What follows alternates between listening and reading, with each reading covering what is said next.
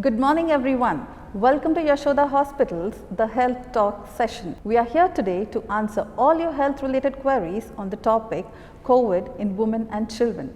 So get your questions ready and keep them posted on our social media platform and we will get them answered by our expert doctors here.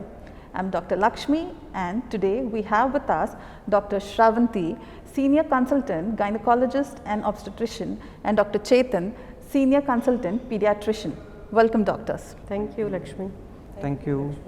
So with the cases increasing in the country, sir, how is your experience so far?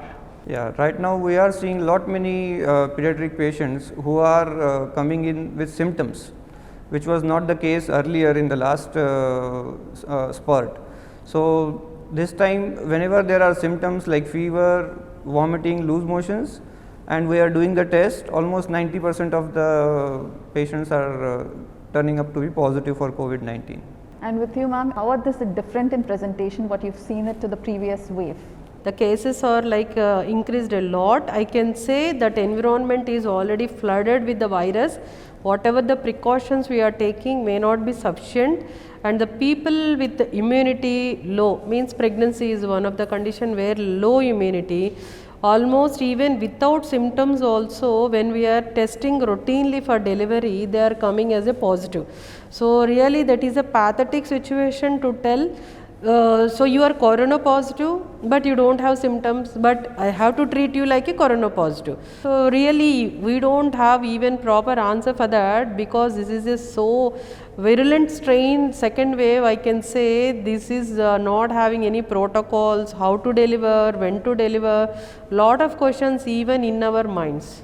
So that means, ma'am, you're getting to see a lot of patients who are asymptomatic. Yes, exactly, asymptomatic patients, that is the main issue for us now.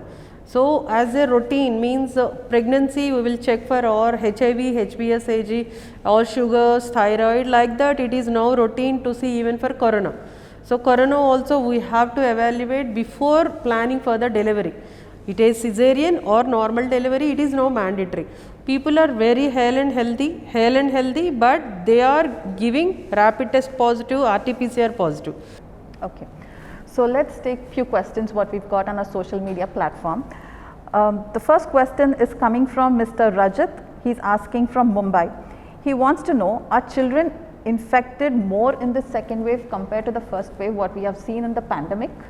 Yeah, we all feel that way, that this time the number of children who are getting infected are definitely more, and this time they are more symptomatic as well. Like in the last wave, we were seeing kids who were as a routine, as a contact tracing, they were tested positive, but they didn't develop many symptoms, and that percentage was way above 70-75%.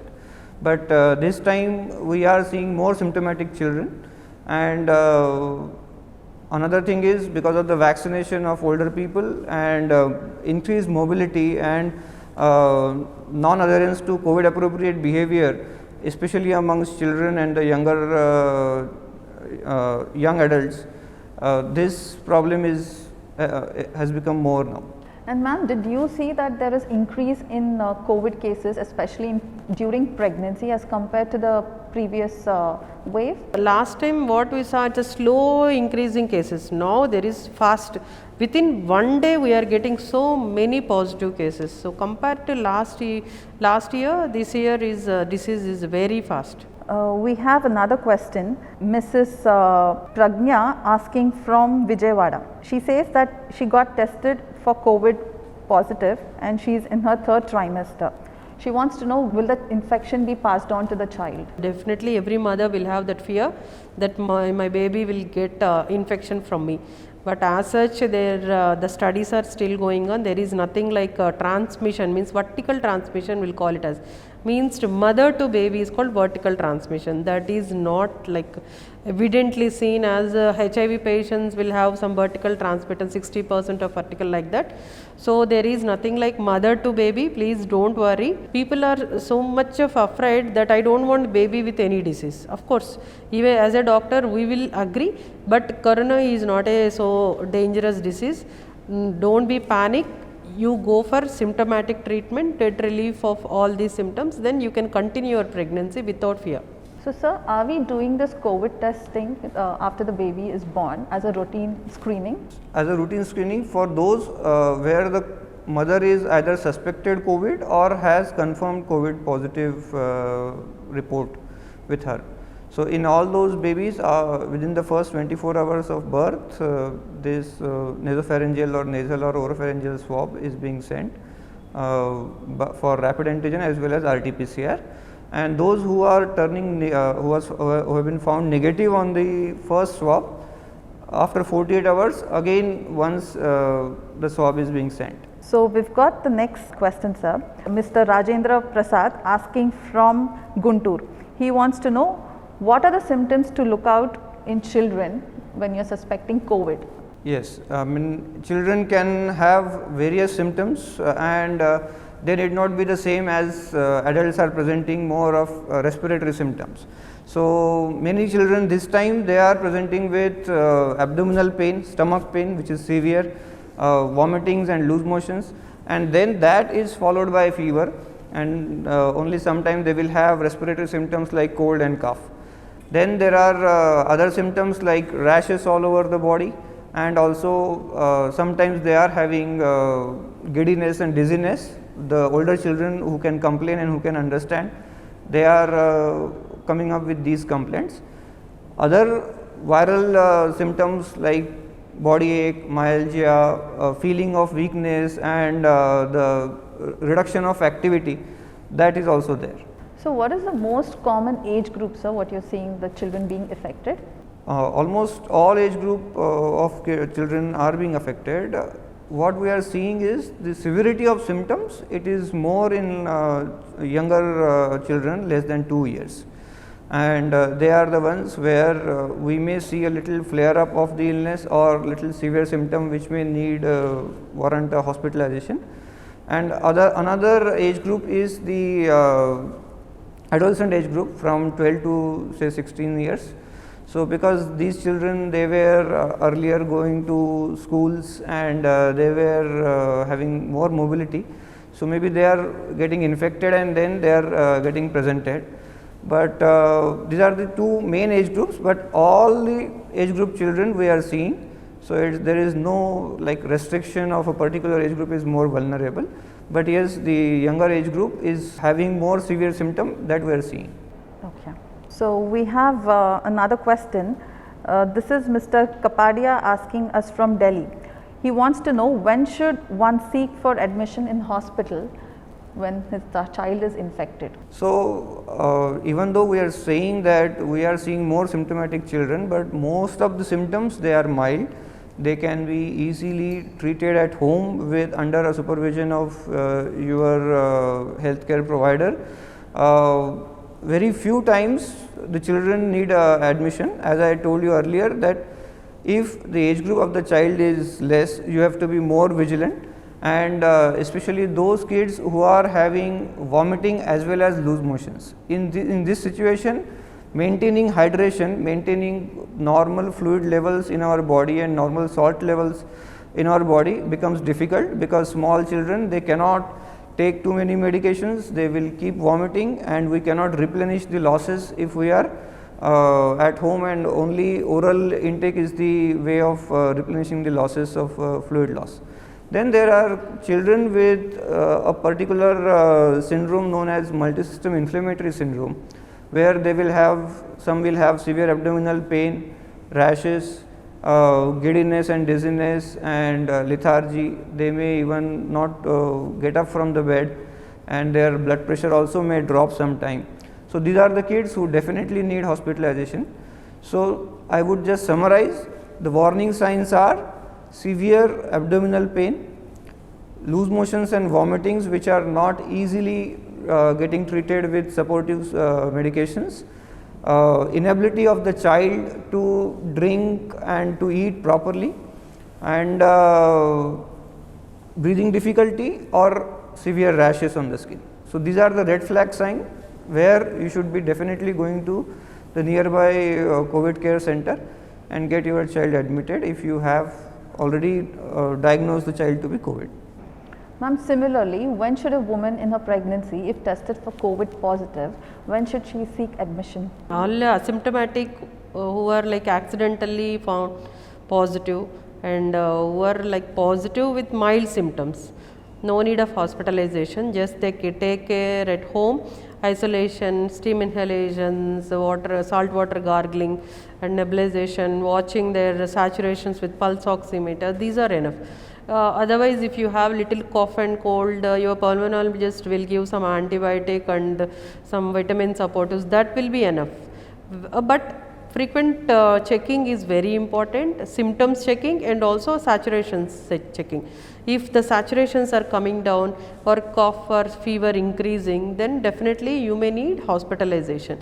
Otherwise, we are encouraging home isolation with home remedies along with the regular drugs. So moving on to the next question, we have Mr. Ram Mohan. He's asking us from Tirupati. He wants to know what is the treatment of a child tested positive for COVID-19. So, as I have already said, most of the children, they are treated with simple supportive management. The key is to maintain very good hydration and to give nutritious diet to the children during this time. And then the second thing is symptomatic treatment. So, what is symptomatic treatment? If there is fever, you give paracetamol. Try to avoid drugs like Meftal and Combiflam, where there are non-steroidal anti-inflammatory drugs like NSAIDs, which we call. So, paracetamol is one of the safest medication to reduce fever, and you can also use lukewarm water, sponging the whole body with lukewarm water. That will also reduce the temperature. For other symptoms like cold and cough, you may consult your doctor, and some antihistaminic and cold syrups will take care of that. Most of the times children will get better within 2-3 days of symptoms. In certain kids, those who are having warning signs, those who need hospitalization, then the treating doctor will decide whether any antiviral like remdesivir is needed or not. Otherwise, just vitamin supplementation, vitamin D, vitamin C and zinc, which is something which we should be thinking of. Most of the kids, they were not going to school in the last whole 1 year, they didn't go to school, they didn't venture out in the sun. So, they are all basically vitamin D deficient. So, vitamin D needs to be replenished in these children so that their immune response is better against the virus. Okay, moving on to the next question, we have Mr. Ramesh asking us from Karimnagar. He wants to know what precautions should be taken for kids if an adult in the family gets infected with COVID. Well, it's a very common scenario. So, first and foremost is whenever this time the circulating strain is very infective, very quickly all the other members of the family are getting infected. But till the time we have no idea whether the other members are infected or not. The key is to start practicing COVID appropriate behavior. The person who has tested positive should be isolated if there is a facility to isolate at home, or should be sent to a COVID care center if it is not there. Then other members of the family also should be wearing mask even at home, because now what we are seeing is the virus is very rapidly spreading to other members of the family, and the whole family is getting detected positive within no time. As regards to the kids, those who are less than 2 years, we should not be asking them to wear the mask, because they can get asphyxiated. So, only kids who are who can handle the mask more than 2 years, they can wear the mask. Other thing is, keep any person who is not yet tested but has got any symptom, keep that person away from the children. That person also should be isolated, so that at appropriate time they can get tested, and then if it is positive, they can be isolated completely from the family. As long as possible, make sure that kids are receiving good hydration, good nutrition. That is the key in fighting this disease. So, good intake of oral liquids with regards to just simple water, ORS water, homemade things like lemon juice, buttermilk, coconut water, which are easily available, they can be given, and good nutritious food. avoid junk foods, avoid very spicy, very oily foods. So similarly, ma'am, are there any extra precautions a woman can take from the time she knows that she is pregnant? Yeah, regarding corona means there is nothing like same thing, immunity is the important. So take the food which improves your immunity, like protein diet, fiber and liquids, and concentrate on homemade fresh food. It should not be refrigerated and should not take outside food and oily food, and also preservatives, especially avoid preservatives and spicy food as much as possible. Take small meal in small interval and take lot of liquids. Hydration is very important, so take lot of liquids. Must be coconut water and buttermilk which easily available and hygienically we can make. So please take care of the diet first, and also the women who are like having like diabetic complications and hypertensive complications, those are the like high risk group. Be alert about the infections. So the people who are with common cold or even common fevers also, please keep the patients who are having some symptoms from the pregnant women especially, may not be corona but all other viruses. This is a deadly combination of summer with the corona. Both are very dangerous. So as the women are already low immunity status, they will not respond properly for all the antibiotics or antivirals. So better to avoid rather than go for treatment. So precautions are very important for pregnants, that too with high risk, as I told you, anemia, heart disease, diabetes and hypertension. These are the risky groups. Be careful. All the mothers taking care of their other children, like siblings will be there. So children easily carry all these viruses. So please take care of the children also, so that you should not get the infection from the kids also. Another thing which I would like to add for your question is, if many members of the family are positive and kids are either not tested or they have tested negative, do not send them to relatives' house, do not send them to say grandparents or other close relatives, because most likely these children, they have been exposed to the positive person for quite some time, so most likely they will turn positive. It may not be possible for every person who is infected to get detected by a RT-PCR test. So just observe them. You may get all other people isolated who are positive in a separate area, and the child can be taken care of separately, but do not send them, because the chances are there that this child may become a super spreader, where he will or she will spread this infection to other members of the family who were not directly in contact. So take care of them in the same home, and maybe you can consult your doctor, and again after 3 days or 4 days or any development of symptom, you retest the child for the COVID with RT-PCR test. So going on to the next question, we have Mrs. Srilekha asking us from Nirmal. She wants to know, after how many days after vaccination can I plan my pregnancy? Yeah, vaccination now, even the vaccination is also having lot of trials now, but as such the government released vaccines are safe vaccines. Please everybody take vaccine, but pregnancy plan is the major issue now. So whatever may be the vaccine, it is a killed or live vaccine, just as a proper protocol, I mean common protocol, 3 months at least you have to avoid pregnancy plan. So even if accidental pregnancies happens, go to your doctor and then only discuss for the abortions, all that, because there is nothing harm, even because this is not a live vaccine. Some killed vaccines are safe always. So don't be panic, take vaccine, wait for 3 to 4 months, then you can plan. So similarly, sir, can the child be breastfed after the mother is vaccinated?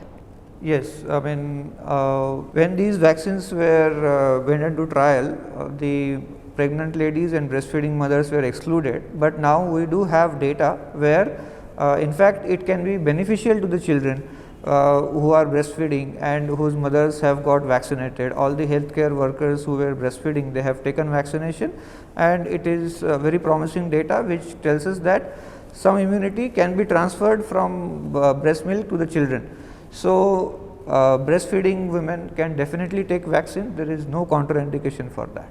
Okay, moving on to the next question, we have Mrs. Bhargavi from Hyderabad asking us, are there any underlying conditions in children who are more prone to get COVID infection?